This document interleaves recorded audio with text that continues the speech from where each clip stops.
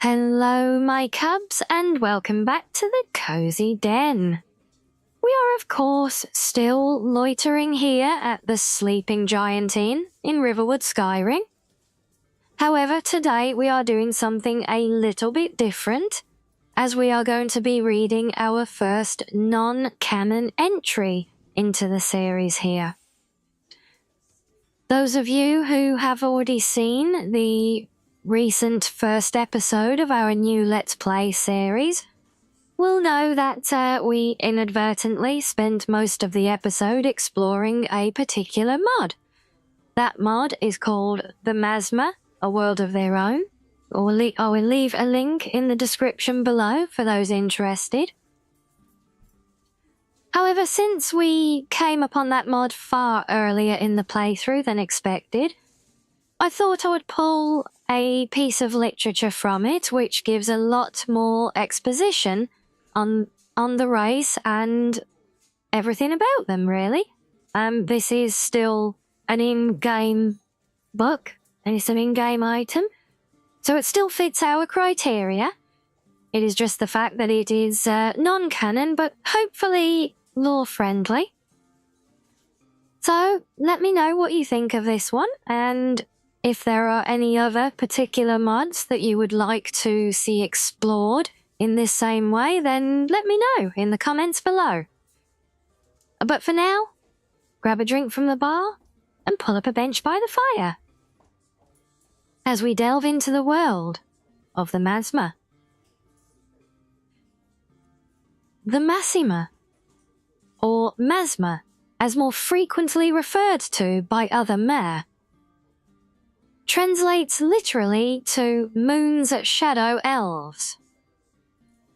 They are one of the many lesser-known races long believed to have gone extinct, or at least into hiding. To the point where many of the common folk across Tamriel would not even be familiar with the name. As such, the legend surrounding this lesser-known race is as rife with conjecture and contradiction as that of the divines themselves. Legend holds that the Masmeri were born of a union between the spirit of Lorcan and an unnamed Ayleid priestess, who completed an archaic ritual to embody her offspring with the power of the divines after she foresaw the Elysian uprising of the First Era. Speculating that the ritual was held under the rarest alignment of the astral planes, with both Massa and Secunda lining up to cast a shared shadow across the whole of Nirn. The ritual consumed the priestess's very soul, but in doing so, a tribe of Masmeri were born. As with so many legends of ancient mythology, this one has also become shrouded in confusion, owing in all likelihood to the even more obscure nature of the Masmeri's origin. Whilst it is true that the Masmeri came to be as the result of this ritual, the common misconception in fact comes in the association of Lorcan. For it was, in truth, one of the Magnagi, or Star Orphans, whom the Ayleid priestess called upon. Nemeli, the Blue Star. The priestess was a follower of Manir, the Ayleid spirit of love, fertility, and tradition, who became acknowledged in later pantheons as Mara, though in truth she was as much a combined representation of Mara, Dibella, and Kinnereth during the Dawn Era. And so, the aspects of Manir became entwined with those of Nemeli, keeper of the scrolls, spirit of untime, and herald of the dragon breaks.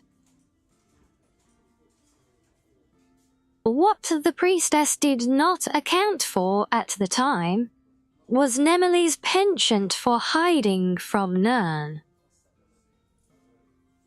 Ever since following Magnus into Aetherius when he fled Mundus during the Dawn era, Nemele, as with virtually all Etada, remains obscured from Nern and without worship. And so it is for the Masmer.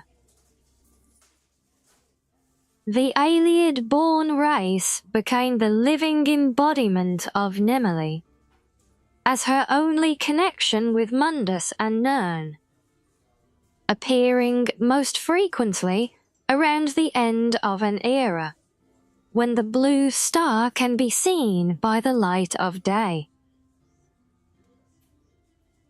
As for their existence beyond these times, where they become increasingly known to their fellow races, that is still shrouded in conjecture, although some scholars of the Sidric order, among the few learned groups of Nern to not only acknowledge the existence of Nemele, but also recognize the significance of the strength of her spirit, speculate that the Masmer inhabit the pocket realm of oblivion torn away from the Daedra by Nemele as her own personal sanctuary. Further scholarly speculation implies that there are more than a simple associated presence, possibly even a tool of Nemele's will as keeper of the scrolls, and direct intervention of the hero event function described by Zurin Arctus, in accommodation of the fact that not all possible outcomes written into the Elder Scrolls can come to pass without direct contradiction. With only females carrying the Masmer gene, they evolved into a naturally roguish, female-only race, skilled as highly with the bow as the smaller and faster blades, whilst proving equally charismatic when they so chose. A little-known fact about the Masmer is that their natural prowess is in fact also owed in no small part to their heritage belonging to the Magnagi, since they bear the natural racial ability of Nemele's sight, which allows them a brief focus period in which they can hear the songs of Nern as the authors of the Elder Scrolls did, and thus envisage the possible realities to follow their immediate actions. This results in the often uncanny reflexes and reactions associated with their roguish nature. Their Ayleid heritage presents a typically elvish appearance, with high pointed ears and larger eyes, even if they were generally more rounded than with other mare.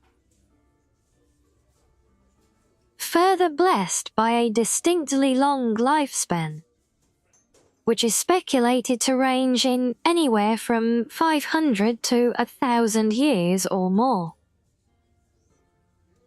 This theorized long lifespan is also an attributing factor towards speculation about their demise, with scholars assuming that they share the lower fertility and reduced needs of other mare.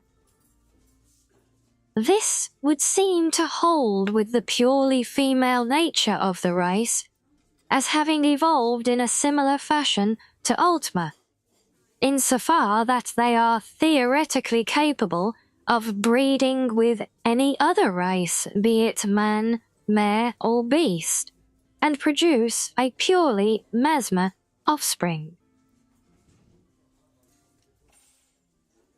As with so many races, man and mare alike, the passage of the eras has seen their evolution deviate from its origin. Where they would have once stood as tall and haughty as the Ultima, the Masmer's natural affinity for the shadows has resulted in a reduced stature more akin to that of a Bosmer or Breton. Coupled with a flair for adorning their bodies with artwork, often of a more nature-orientated theme, they may often be easily misconstrued for being Bosmer, or at least Bosmer hybrids. But if legend is to be believed, then only a fool would take one of these rare elves at face value, lest he soon find himself taken for a fool.